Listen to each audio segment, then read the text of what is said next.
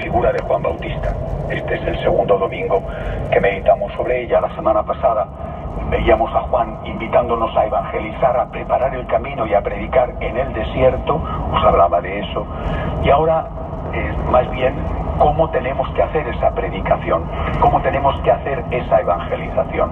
Por eso el Evangelio empieza con una pregunta que le hacen a Juan: ¿qué es lo que tenemos que hacer? ¿Nosotros qué hacemos? ¿Queremos evangelizar en el desierto, en ese desierto externo acosador que vivimos, este mundo súper secularizado, o en el desierto interno en que a veces se convierte la propia Iglesia? ¿Qué es lo que tenemos que hacer? Antes de entrar a dar respuesta a esta pregunta, una introducción. Hace ya mucho tiempo que nos dimos cuenta, por lo menos algunos, de que la primera batalla contra esa secularización se libra en el lenguaje. La batalla del lenguaje la hemos perdido, la estamos perdiendo y no deberíamos haberla perdido. No solamente en el tema religioso, la batalla no digo del idioma, sino del lenguaje, que es distinto. Es decir, del uso que damos a las palabras o de las palabras que empleamos.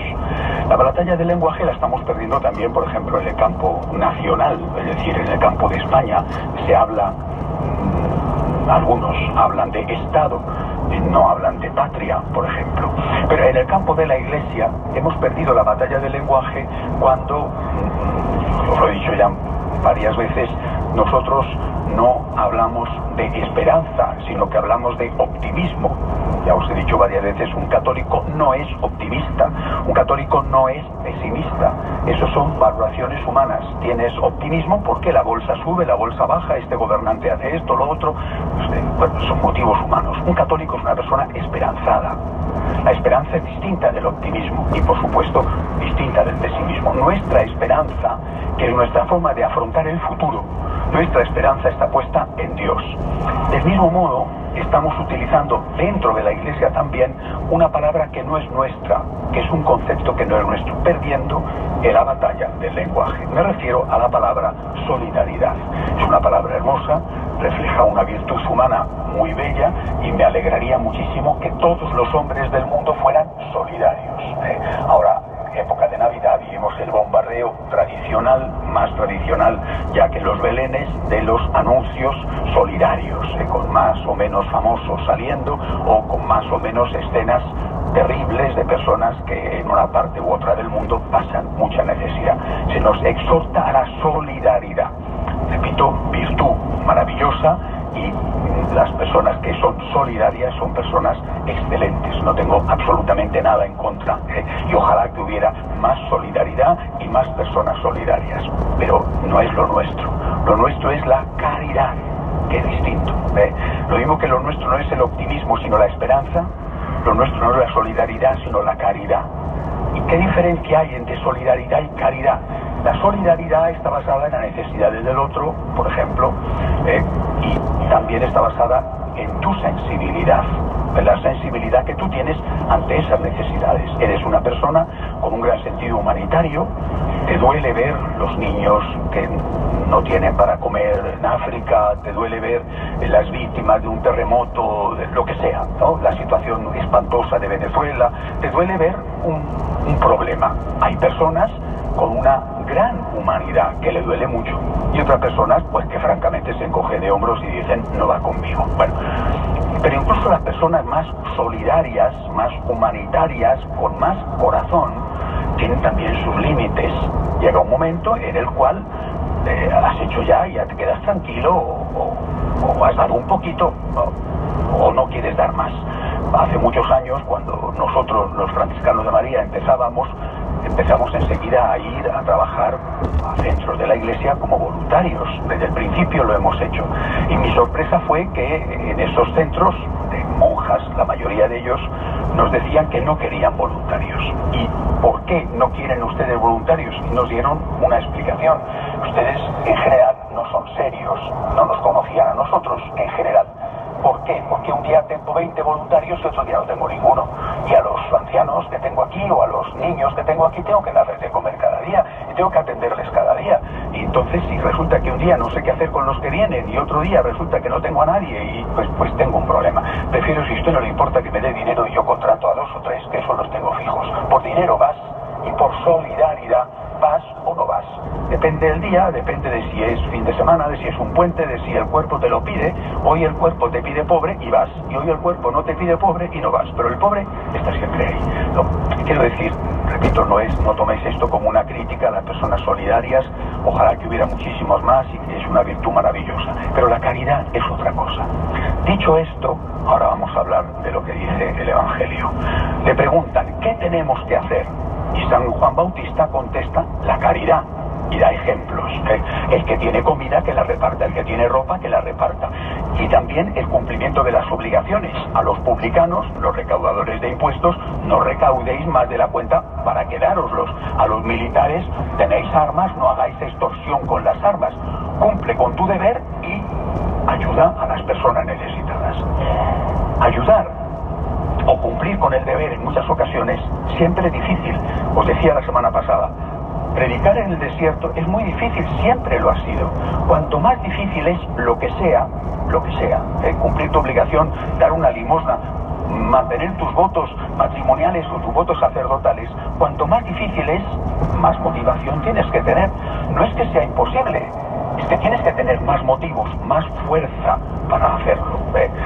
San Juan Pablo II decía, hablando del tiempo presente, decía, el mundo de hoy tiene que subir, los hombres de hoy tienen que subir una montaña, y hay la tentación de dinamitar la montaña y reducirla a cenizas, pero la otra solución es hacer fuerte a los hombres para que tengan buenas piernas de alpinista y logren escalar la montaña. Es decir, si tú tienes una situación difícil, o ves ante ti una situación difícil, la tuya o la del otro, de lo que se trata es de tener motivaciones, más motivaciones. Cuantas más, no es que te será más fácil, sino que tendrás más fuerzas para hacerlo. Y esa es la diferencia entre caridad y solidaridad. La diferencia está en la motivación. La solidaridad actúa en función del sentimiento. Me apetece, no me apetece.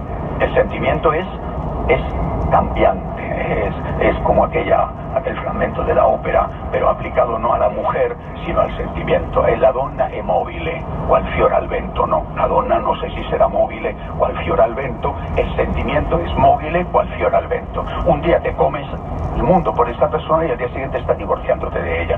No al día siguiente, pero al cabo de un tiempo. De amores intensísimos, después terminan en odios también muy intensos. El sentimiento es voluble, y es voluble por definición.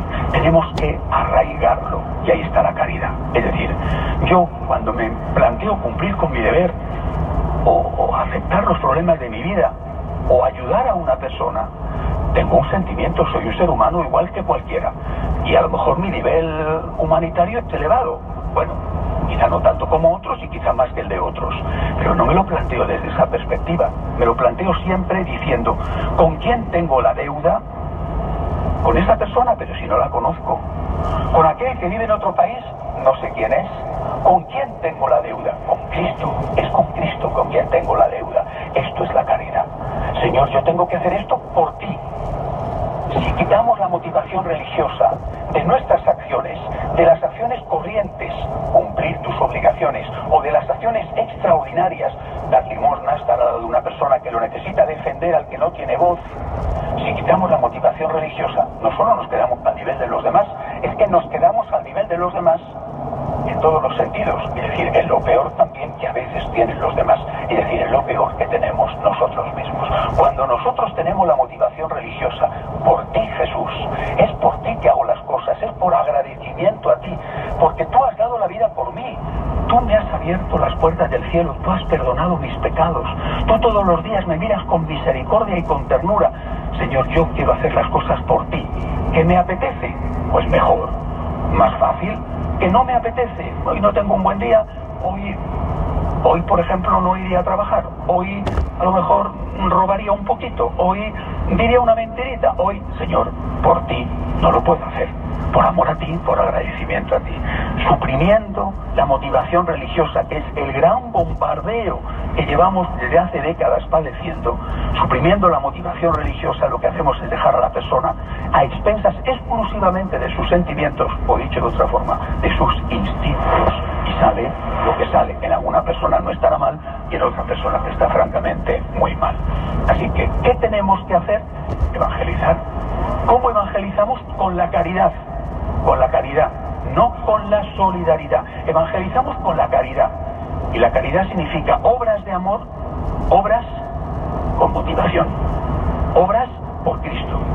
Porque tengo una deuda con Cristo que nace en Belén, que muere en la cruz, que resucita por mí. Obras por Cristo.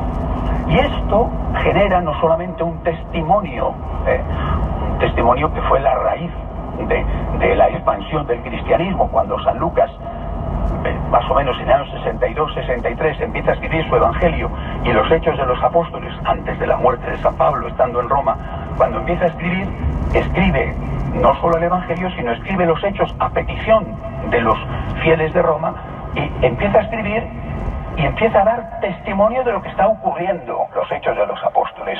Y hay un momento en que él cuenta por qué las numerosas conversiones, y dice que aquellos paganos, que no eran seguramente mala gente, pagano no significa ateo, los nuestros son peores que aquellos, aquellos creyentes en Júpiter o en Zeus griego o en los dioses de Egipto, aquellos creyentes en otros dioses no tenían la caridad.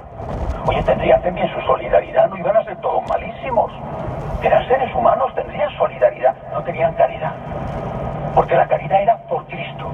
Solidaridad tendrían la que tuvieran, pero caridad no tenían, porque era por Cristo. Y dice San Lucas en los Hechos de los Apóstoles que se convertían los paganos admirados de la caridad de los cristianos y decían de ellos: mirad cómo se aman, mirad cómo se aman, con obras concretas. Y cuenta, este tenía un campo, lo vendió y se lo dio a San Pedro para que San Pedro pudiera costear los gastos de la evangelización o repartirlo a los pobres.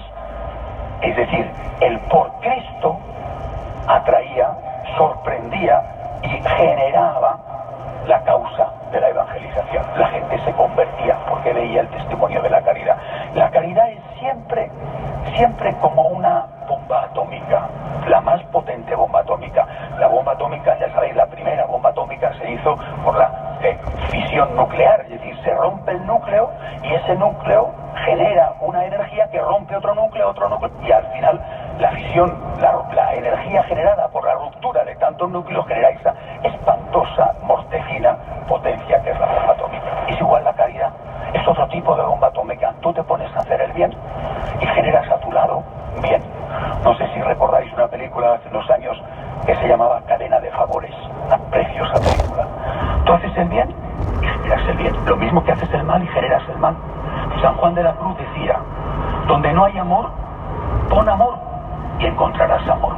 Que a lo mejor no se cumple siempre, porque pones amor y recibes patadas, pero si das patadas, ahí sí que se cumple siempre que recibes patadas. Donde no hay amor, pon amor y encontrarás amor. Nosotros ya hemos recibido el amor que es de Dios por Cristo. Quiero hacer las cosas por amor a Cristo, por agradecimiento a Cristo, cumplir mi deber, ayudar al que sufre por Cristo. Así evangelizo y de esa forma además contagio, comunico. Ese otro que se ha sentido querido, que ha sido amable, que he sido amable con él, que simplemente le he puesto una sonrisa en lugar de una mala cara, pues está más predispuesto a poner él también una sonrisa, a ser una persona que cumple con su deber. Y de esa forma también los demás, sorprendidos como los paganos, dirán: ¿y por qué haces esto? ¿Por qué haces esto? Puedes robar y no robas.